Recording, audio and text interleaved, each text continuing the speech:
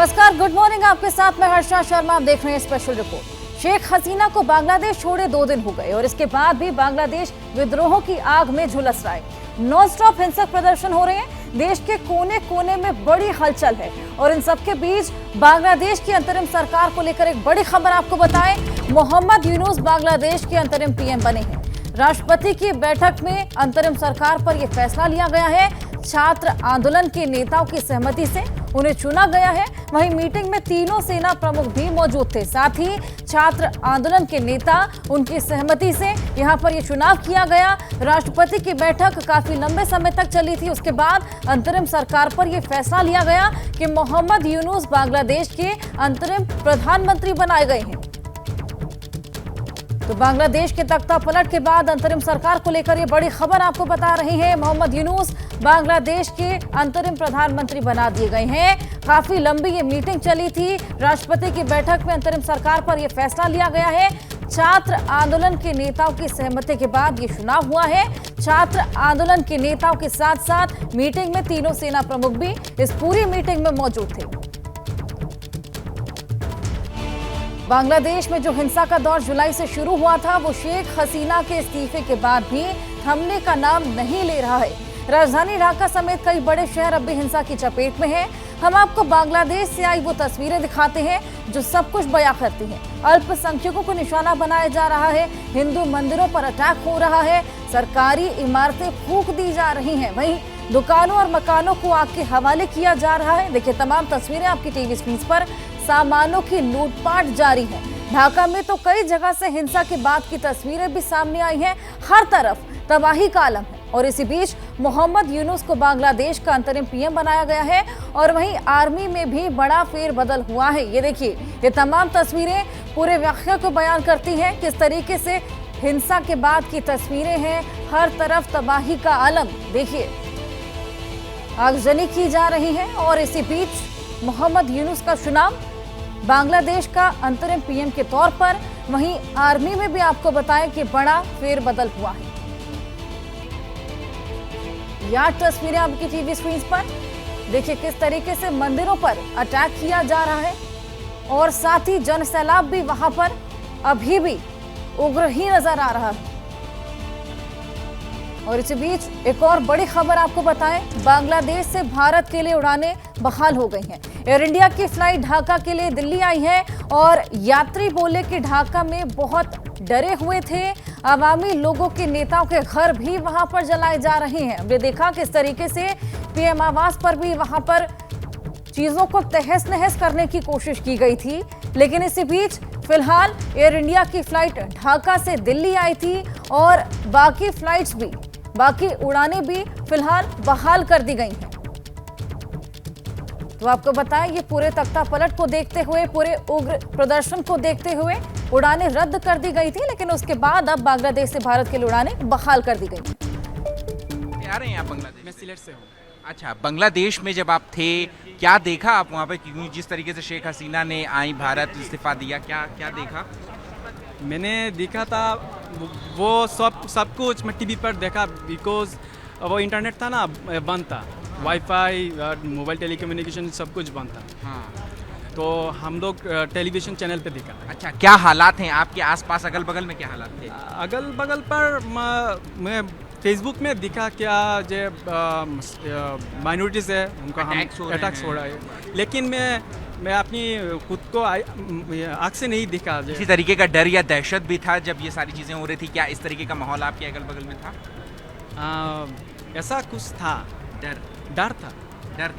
क्या, कैसा डर था, क्या था? ओपोजिशन जो आवामी लीग थे ना, हाँ। जो शेख हसीना का जो पार्टी था ना, हाँ, वो आवामी लीग था ना, हाँ। उनका जो लीडर थे, हाँ।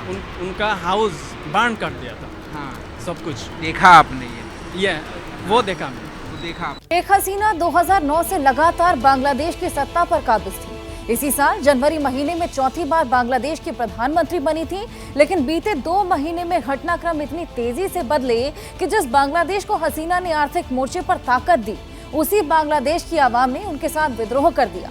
लेकिन इस बगावत की कहानी कैसे लिखी गई और क्यों शेख हसीना को अपना देश छोड़कर जाना पड़ा और इसका क्या कनेक्शन है 39 साल पुरानी उस अगस्त के महीने से, देखिए इस रिपोर्ट में।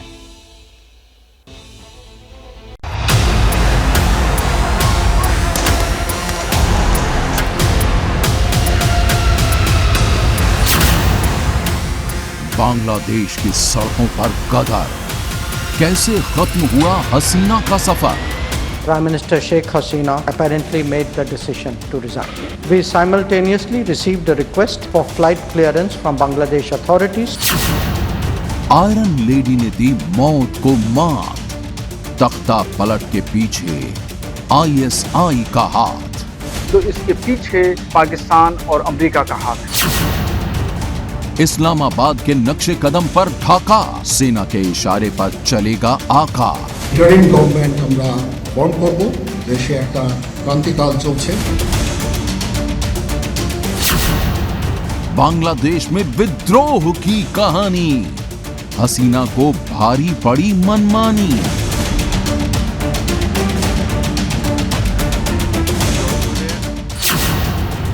दहशत भरा 5 अगस्त, हसीना के सिंहासन का अस्त।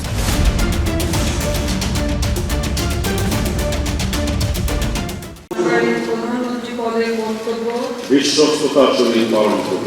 বিশ্বস্ততার সহিত পালন করব।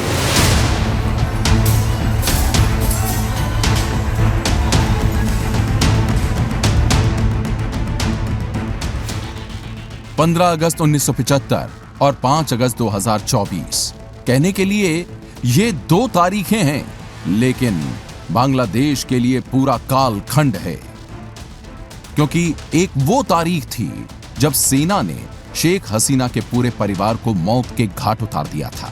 परिवार के 18 लोग मारे गए। शेख हसीना और उनकी बहन रेहाना की जान इसलिए बच गई थी क्योंकि उस वक्त वो यूरोप में थी। और अब 5 अगस्त की तारीख है जब सेना ने प्रदर्शनकारियों के साथ मिलकर बांग्लादेश में तख्ता पलट कर दिया और शेख हसीना को देश छोड़कर भागना पड़ा। बांग्लादेश में 39 साल की कहानी एक झटके में रिवर्स हो गई है, क्योंकि तब सेना के निशाने पर वो शख्स था जिसने बांग्लादेश को पाकिस्तान के जुल्म से आजादी दिलाई।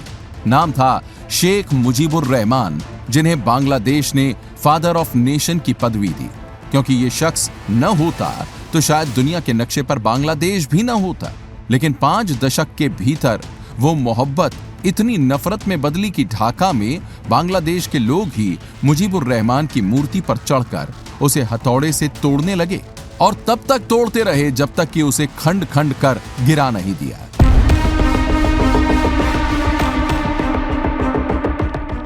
क्या बांग्लादेश के संस्थापक मुजीबुर रहमान की इस बेइज्जती की वजह उन्हीं की बेटी शेख हसीना है?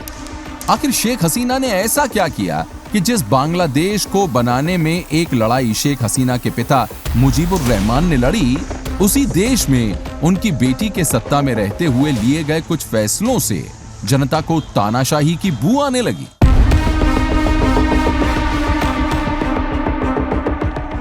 दरअसल आरक्षण के विरोध से शुरू हुई हिंसा की आग कब उनके सिंहासन तक पहुंच गई, ये शेख हसीना समझ नहीं पाई। उल्टा वो प्रदर्शनकारियों की आतंकवादी कहकर आलोचना करती रही, जिससे हिंसा की आग और व्यापक हो गई। यद्यपि की शेख हसीना बांग्लादेश की राजनीति में 20 वर्षों तक शीर्ष पर रहीं, लेकिन वर्तमान समय में वो अपनी सरकार के विरुद्ध की जाने वाली गहरी साजिश को समय पर भांप पाने में नाकाम रहीं, और जाहिर है कि उनके विरुद्ध एक गहरा षड्यंत्र, गहरी साजिश रची गई। बीते 24 घंटे में बांग्लादेश में बहुत कुछ बदल चुका है। जो ढाका शेख हसीना के इशारे पर चलता था, वो हिंसा की आग में जल रहा है। ना पुलिस प्रदर्शनकारियों को रोक रही है और ना सेना उन्हें समझा पाई। देखने पर सब सोची समझी साजिश लगती है, जैसे मानो इसकी पटकथा कब से लिखी जा रही हो, क्योंकि शक की सुई ISI की तरफ है। मुझे लग रहा है श्योर विदेशी ताकत है। मुझे श्योर लग रहा है जे ISI का हाथ है। अब स्टूडेंट्स के पास तो बंदूक नहीं है। बांग्लादेश में शेख हसीना की चुनी हुई सरकार का तख्ता पलट किया गया, तो इसके पीछे पाकिस्तान और अमेरिका का हाथ है। हालांकि ऐसा नहीं है कि बांग्लादेश में पहली बार तख्तापलट हुआ, वो पहले भी इस बीमारी को कई बार झेल चुका है। लेकिन इस बार तख्तापलट के साथ साथ शेख हसीना की मौत की भी साजिश रची जा रही थी, जिसकी भनक शेख हसीना को लग गई थी और हसीना ने बिना वक्त गंवाए देश छोड़ दिया और भारत आ गई। दरअसल शेख हसीना पर जब जब मुसीबत आई है, उन्होंने भारत में ही शरण पाई है। 1975 में जब शेख हसीना के परिवार को सेना ने मार दिया था, तब भी शेख हसीना 6 साल तक भारत में रही थी। इसलिए इस बार कब तक रहेंगी, ये बड़ा सवाल है। पाकिस्तान की खुफिया एजेंसी ISI और चाइना की एजेंसीज ने भी इसमें अपनी भूमिका निभाई है, ये दिखाई देता है। और जाहिर है कि वो एक गहरी राजनीतिक साजिश का शिकार हुई हैं। भारत बांग्लादेश में घट रहे हर घटनाक्रम पर नजर बनाए हुए हैं, क्योंकि एक तरफ बांग्लादेश के साथ उसके रिश्ते हैं, तो दूसरी तरफ उन भारतीयों की टेंशन भी है जो बांग्लादेश में रहते हैं। Our border guarding forces have also been instructed to be exceptionally alert in view of this complex situation. In the last 24 hours, we have also been in regular touch with the authorities in Dhaka. This is the situation as of now. दुनिया में सबसे लंबे समय तक किसी देश की सरकार की मुखिया रहने का रिकॉर्ड शेख हसीना के नाम पर है। शेख हसीना 20 सालों तक बांग्लादेश की सत्ता पर काबिज रहे। उनका राजनीतिक सफर 4 दशकों का है, लेकिन इस बीच उन्होंने कई बार मौत को मात दी। पहली बार साल 1975 में जब उनके परिवार की हत्या हुई तो वो देश से बाहर थी और संयोगवश बच गई। फिर साल 2004 में उनके ऊपर ग्रेनेड से अटैक हुआ, जिसमें वो बहुत बुरी तरह से घायल हो गए। इस हमले में 24 लोग मारे गए थे। इस बार भी कुछ ऐसी ही मंशा थी, लेकिन वो बच गए। जिस तरीके से बांग्लादेश की सेना ने शेख हसीना की सरकार से अपनी दूरी बनाई और उन्हें 45 मिनट का समय दिया, जिसमें कि वो ये निर्णय ले लें कि वो देश छोड़ेंगी या रहेंगी। ऐसे में यदि वो देश में रहने का निर्णय करती तो ऐसे में उनके जीवन के ऊपर बड़े खतरे आ सकते थे। शेख हसीना 76 साल की हैं। राजनीति के हर उतार चढ़ाव को देखा है, लेकिन सवाल ये है कि क्या यहां से वो कमबैक कर पाएंगी? तो मेरे असेसमेंट के मुताबिक अस्थायी ही है और फिर से लोकतांत्रिक शक्तियां वहां पर अपना प्रभाव स्थापित कर लेंगी और वहां पर लोकतंत्र की बहाली होगी, ऐसा मेरा विश्वास है। शेख हसीना के प्रधानमंत्री रहते बांग्लादेश की अर्थव्यवस्था तेजी से उभरी है। आर्थिक प्रगति के मोर्चे पर उसने पाकिस्तान और अपने कई पड़ोसियों को बहुत पीछे छोड़ दिया है। बीते 1 दशक में बांग्लादेश की प्रति व्यक्ति आय 3 गुना बढ़ चुकी है। वर्ल्ड बैंक के मुताबिक बीते 2 दशक में बांग्लादेश में 2.5 करोड़ लोगों को गरीबी से बाहर निकाला गया है। लेकिन एक तख्ता पलट ने बांग्लादेश को कई साल पीछे कर दिया है। और चलिए बांग्लादेश की पूर्व पीएम खालिदा जिया पर भी आपको अपडेट दे दें। खालिदा जिया जेल से रिहा की गई हैं। खालिदा जिया को पासपोर्ट सौंपा गया है और अब वो इलाज के लिए यूके या फिर जर्मनी जा सकती हैं। भ्रष्टाचार के आरोप में जेल में बंद थी, लेकिन अब जेल से रिहा कर दिया गया है। इस पूरे पटक के बाद ये आदेश दिया गया था कि उन्हें जेल से रिहा कर दिया जाए और फिलहाल उन्हें पासपोर्ट भी सौंप दिया गया है। शेख हसीना की प्रतिद्वंदी मानी जाती है और अब इलाज के लिए यूके या फिर जर्मनी जा सकती है। एबीपी न्यूज से बोले हैं शेख हसीना के बेटे सजीव वाजिद, कहते नजर आए कि हिंसा के पीछे ISI की साजिश है। विद्रोह में विदेशी ताकतों का भी हाथ है और कुछ देश में बांग्लादेश में कमजोर सरकार चाहते हैं। ये बयान सजीव वाजिद शेख हसीना के बेटे का एबीपी न्यूज से बातचीत करते हुए बोले। श्योर लग रहा है जे ISI का हाथ है। क्यों इधर जब ये मूवमेंट चल रहा है, इनके पीछे पुलिस के ऊपर हमला कर रहा थे विद बंदूक नहीं है। अब स्टूडेंट्स के पास तो बंदूक नहीं है, बंदूक है आपके जमात इस्लाम शिविर के पास। सो उनको तो बंदूक कोई ना कोई दिया। ये श्योर ISI दिया। कुछ देश है हमारे इलाका में एक स्ट्रॉन्ग गवर्नमेंट नहीं चाहती है, चाहते हैं जो एक weak government so they can control, यही है। वहीं बांग्लादेश में हिंदू मंदिरों पर अटैक किया जा रहा है। कई शहरों में निशाने पर अल्पसंख्यक भी हैं। एस जयशंकर बोलते नजर आए, अल्पसंख्यकों पर हमले जो हैं वो चिंताजनक हैं। ऐसे में जिस तरीके के उग्र प्रदर्शन वहां पर जारी है, हिंदू मंदिरों को वहां पर निशाना बनाया जा रहा है और कई शहरों में अल्पसंख्यक भी निशाने पर हैं।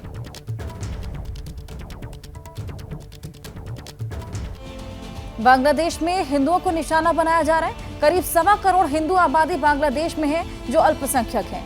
मुस्लिम कट्टरपंथी हिंदुओं पर हमले कर रहे हैं और मंदिरों को निशाना बना रहे हैं। देखिए तमाम तस्वीरें हम आपको दिखा रहे हैं।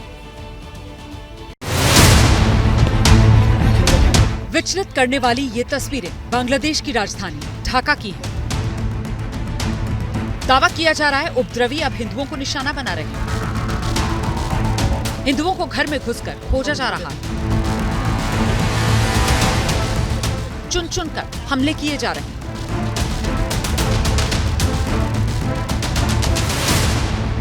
सोमवार को शेख हसीना के इस्तीफे के बाद से ही बांग्लादेश में हिंदू अल्पसंख्यक उपद्रवियों के निशाने पर आ गए हैं।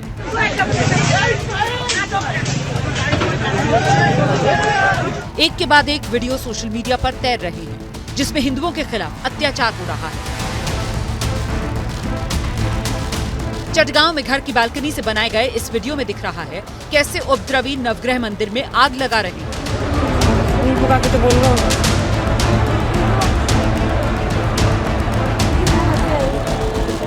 मंदिर के गेट को उपद्रवियों ने फूंक दिया।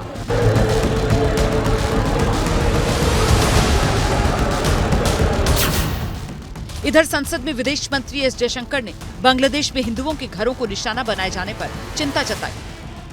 We are in close and continuous touch with the Indian community in Bangladesh through our diplomatic missions. The bulk of the students, however, have already returned to India in the month of July. It is our expectation that the host government will provide the required security protection for these establishments. We are also monitoring the situation with regard to the status of minorities. पिछले कुछ साल से लगातार हो रहे उत्पीड़न में बांग्लादेश में हिंदुओं की स्थिति काफी खराब हुई है।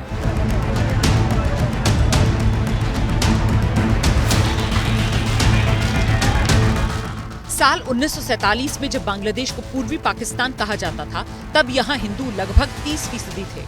1974 में संख्या घटकर 13.5% हो गई। साल 2011 में यही आंकड़ा और घटकर 10% पर पहुंच गया और अब 2022 में हिंदुओं की आबादी 8% पर रह गई है।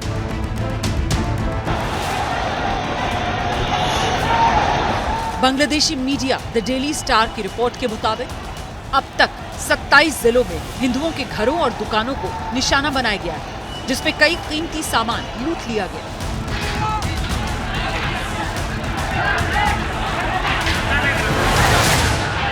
अमेरिका के पूर्व राष्ट्रपति डोनाल्ड ट्रंप की हत्या की साजिश रचने के आरोप में एक पाकिस्तानी को गिरफ्तार कर लिया गया है। आरोप है कि 46 साल का आसिफ मर्चेंट ट्रंप और दूसरे नेताओं की हत्या के लिए एक भाड़े के हमलावर की तलाश में था। आसिफ रजा मर्चेंट का ईरान कनेक्शन भी सामने आया है, क्योंकि हाल ही में वो 2 हफ्ते ईरान में भी रहा था और गिरफ्तारी 12 जुलाई को हुई, लेकिन पूरी साजिश का खुलासा अब हुआ है। तो जुलाई में गिरफ्तारी हुई, लेकिन साजिश का खुलासा अब हुआ है। अमेरिका में पाकिस्तानी नागरिक गिरफ्तार हुआ है। 46 साल का आसिफ मर्चेंट ट्रंप और दूसरे नेताओं की हत्या के लिए भाड़े के हमलावर की तलाश में था। और चलिए शेख हसीना को लेकर सूत्रों के हवाले से बड़ी खबर आपको दे दें। 48 घंटे में भारत छोड़ सकती हैं शेख हसीना।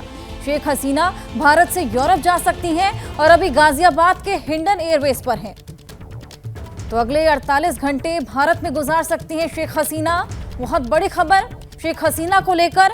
शेख हसीना भारत से यूरोप जा सकती हैं। लंदन का वीजा उनका रिजेक्ट हो गया है और अभी गाजियाबाद के हिंडन एयरबेस पर वो हैं। अजय डोभाल ने उनसे मुलाकात की थी, लेकिन अभी और 48 घंटे भारत रह सकती हैं शेख हसीना। एबीपी न्यूज से खालिदा जिया की पार्टी के प्रवक्ता की प्रतिक्रिया सामने आई है। बीएनपी के प्रवक्ता एकेएम वहीदुज्जमान ने कहा कि इलाज के लिए विदेश जाएंगी खालिदा। खालिदा के बेटे रहमान बांग्लादेश लौटेंगे, खालिदा की जगह ले सकते हैं रहमान। तो ये बड़ा बयान, इलाज के लिए खालिदा विदेश जाएंगी, जेल से रिहा हुई है। Just tell me about the current situation in Bangladesh. Well, situation is not very good there. I rather say it's a chaotic situation there. A lot of people with a lot of interest and a lot of anger against the government. Now it's very difficult to identify who is killing whom, who is attacking whom. So how is former Prime Minister Mrs. Khalida Zia, if she is freed, and what are her plans? Well, Ms. Khalida Zia, she got released today, and she got her passport, and okay. I hope she will take her treatment in abroad, which is long due. Okay, and her only son, Mr. Rahman. So, if he's planning to return to Bangladesh in these circumstances, I can say for sure that he will return to Bangladesh. Okay, okay. Will Miss Khalida Zia will be the new PM face of Bangladesh again? Your party will announce her as a PM face? Well, that is not confirmed yet because I told you she is sick. But a replacement is there. We have our senior vice chairman, Mr. Tariq Rahman. Mr. Tariq Rahman, her son. Yeah, her son. There will be a leader. It is not important who is going to be the leader. Right, it right. Is, important that what important is that we need a free and fair election. Bangladesh में हुई उठापटक को लेकर एक और बड़ी खबर आपको बताएं। बांग्लादेश की हर गतिविधि पर चीन की नजर है। चीन बोला है बांग्लादेश में जल्द हालात सुधरेंगे। हसीना 1 महीने पहले बीजिंग दौरे पर भी गई थी। जिनपिंग की मौजूदगी में 21 समझौते हुए थे। तो हसीना 1 महीने पहले बीजिंग के दौरे पर गई थी। जिनपिंग से उनकी मुलाकात हुई थी। 21 समझौते भी उनके बीच में हुए थे और यहाँ पर चीन बोलता हुआ नजर आया बांग्लादेश में जल्द हालात सुधरते नजर आएंगे।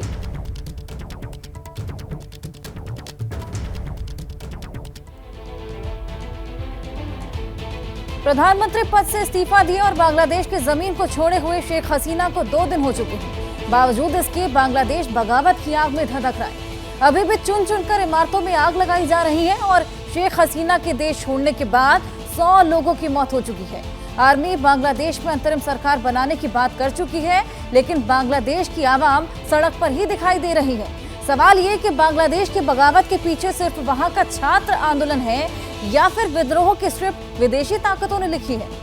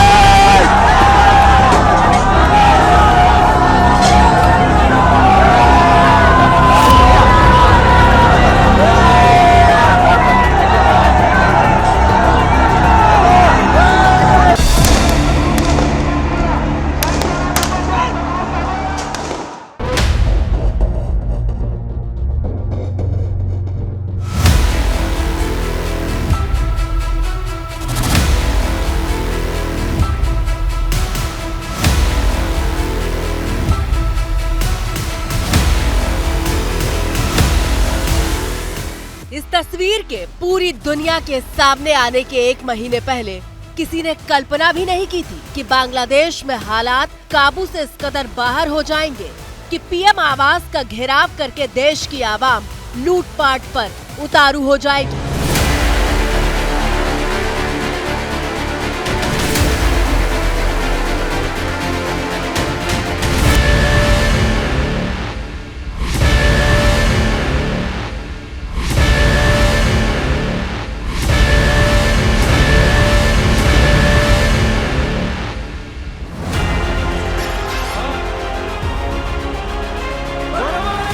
ये वो तस्वीर है जो मंगलवार सुबह हर अखबार की हेडलाइन बनी थी।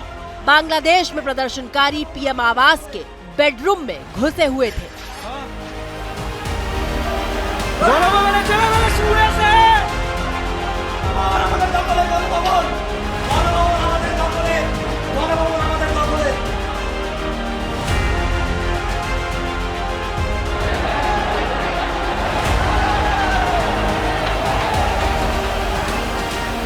हजारों की भीड़ ने न सिर्फ पीएम आवास में तोड़फोड़ की बल्कि देश की संसद के भीतर घुसकर भी उत्पात मचाया।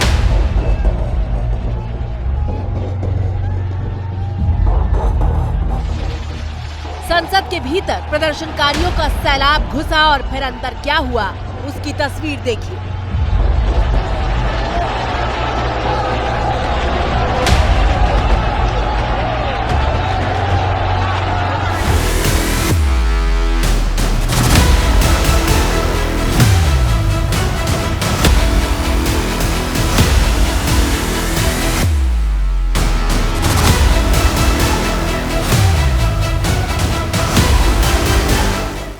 करीब 17 करोड़ की आबादी वाला हिंदुस्तान का पड़ोसी मुल्क बांग्लादेश सुलग रहा है और ऐसा सुलग रहा है कि सड़क पर निकली भीड़ अपनी सरकारी संपत्तियों को नुकसान पहुंचा रही है। सवाल यह है कि बांग्लादेश को किसने सुलगाया? बांग्लादेश में विद्रोह की जमीन किसने तैयार की? आरक्षण के खिलाफ शुरू हुआ आंदोलन ऐसी बगावत के मुहाने तक कैसे पहुंचा कि प्रधानमंत्री को न सिर्फ पद से इस्तीफा देना पड़ा बल्कि 1 घंटे के भीतर देश छोड़कर जाना पड़ा।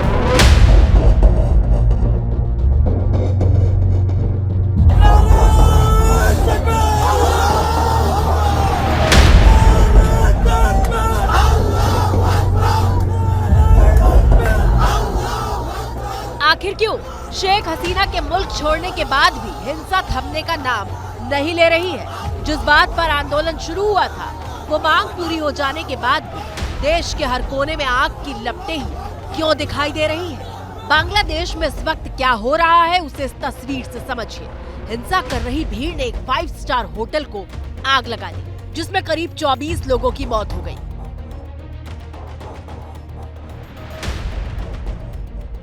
अब आग क्यों लगाई गई वो सुनिए।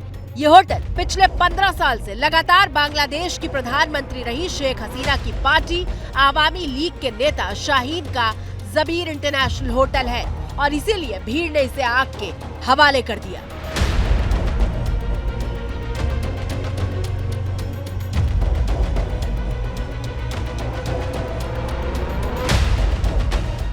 बांग्लादेश की राजधानी ढाका से करीब 180 किलोमीटर दूर जशोर में ये 5 स्टार होटल मौजूद था। तस्वीर बता रही है कि होटल कितना आलीशान था, लेकिन शेख हसीना के विरोध के नाम पर उनकी पार्टी और सरकार से जुड़ी हर चीज को निशाना बनाया जा रहा है।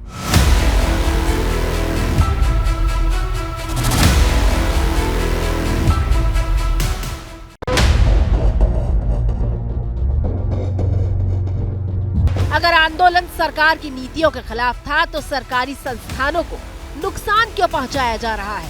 अलग अलग जिलों में दंगे का माहौल बना हुआ है। ये वो पैसा है जो हिंसा के दौरान दंगाइयों ने अलग अलग जगह से लूटा है। और इन्हीं तस्वीरों के सामने आने के बाद सवाल पूछे जा रहे हैं कि ये छात्रों का प्रदर्शन है या फिर एक सोची समझी साजिश का हिस्सा। क्या इसके पीछे कोई विदेशी ताकतें हैं? तो जहां तक मुझे लग रहा है कि जो प्रदर्शनकारी थे, जो प्रोटेस्टर्स थे, वो कम स्टूडेंट्स लग रहे हैं, क्योंकि जो पूरी प्रोटेस्ट हुई थी वो रिजर्वेशंस के ऊपर हुई थी पिछले महीने। लेकिन देखिए, जब इतना लंबा कोई प्रदर्शन खींचता है तो जाहिर सी बात है पैसे की ज़रूरत पड़ती है, पैसों की ज़रूरत पड़ेगी।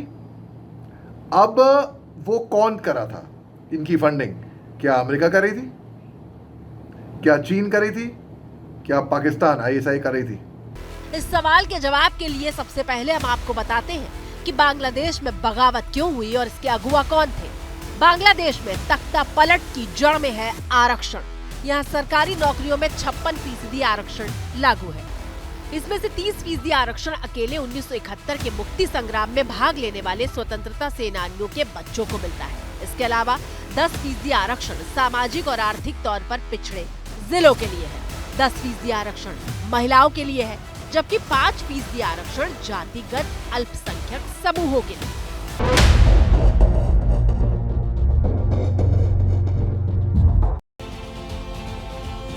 विद्रोहों के बीच बांग्लादेश आर्मी में हलचल है। बांग्लादेश की आर्मी में बड़े फेरबदल भी किए गए हैं। मेजर जनरल जिया उल हसन को हटाया गया है, उन्हें सेवा से मुक्त कर दिया गया है। वहीं लेफ्टिनेंट जनरल मोहम्मद सैफुल आलम को विदेश मंत्रालय में नियुक्त किया गया है।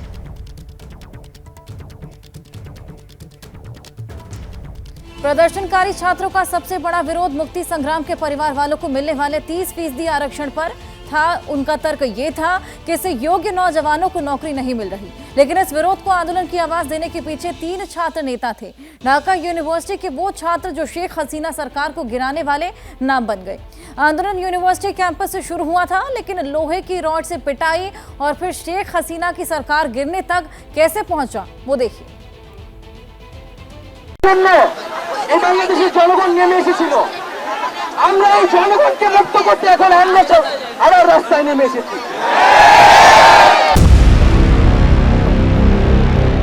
26 साल का नाहिद इस्लाम बांग्लादेश छात्र आंदोलन का सबसे बड़ा चेहरा बनकर उभरा है। वो नाहिद इस्लाम जिसे सिर्फ ढाका यूनिवर्सिटी के छात्र जानते थे, लेकिन अब न सिर्फ पूरा बांग्लादेश बल्कि दुनिया उसका नाम जान चुकी है। আমরা আজকে এক দফার দাবিতে আজকে এখানে হাজির হয়েছি এবং আমরা नाहिद इस्लाम जिसकी अगुवाई में आरक्षण के खिलाफ आंदोलन शुरू हुआ, लेकिन अब वो तय कर रहा है कि बांग्लादेश में बनने वाली अगली सरकार कैसी होगी और उसमें कौन शामिल होगा। अथवा सेना समर्थित सरकार अथवा जिसमें हमारी सहमति शामिल ना हो, ऐसी सरकार को हम स्वीकार नहीं करेंगे। हम आर्मी के समर्थन वाली सरकार को स्वीकार नहीं करेंगे। जनता के खिलाफ किसी भी सरकार को स्वीकार नहीं किया जाएगा। हम नोबेल पुरस्कार विजेता मोहम्मद यूनुस के नेतृत्व में एक अंतरिम सरकार बनाएंगे और मोहम्मद यूनुस ने भी बांग्लादेश के हित में इस जिम्मेदारी को स्वीकार किया है। बांग्लादेश की रक्षा करते लेकिन नाहिद बांग्लादेश की बगावत का चेहरा कैसे बने, वो कहानी जान लीजिए।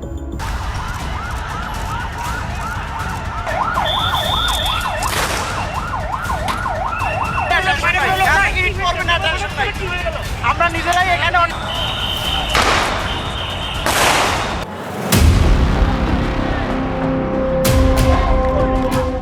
5 जुलाई को बांग्लादेश में आरक्षण के खिलाफ आंदोलन शुरू हुआ था, जिसका नेतृत्व नाहिद इस्लाम, आसिफ महमूद और अबू बकर मजूमदार ये 3 छात्र नेता कर रहे थे।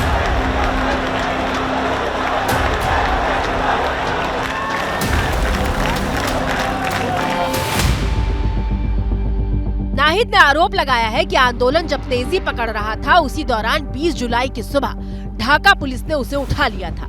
नाहिद के गायब होने के 24 घंटे बाद वो एक पुल के नीचे बेहोशी की हालत में मिला था। नाहिद ने दावा किया कि उसे तब तक लोहे की रॉड से पीटा गया था जब तक वो बेहोश नहीं हो गया था और 26 जुलाई को अस्पताल में इलाज के दौरान उसे दोबारा उठा लिया गया। और फिर नाहिद इस्लाम की चोटों वाली ये तस्वीर सामने आई, जिसके बाद बांग्लादेश में प्रदर्शन कर रहे छात्रों का गुस्सा भड़क उठा। भीड़ हिंसक होकर सड़क पर उतर आई।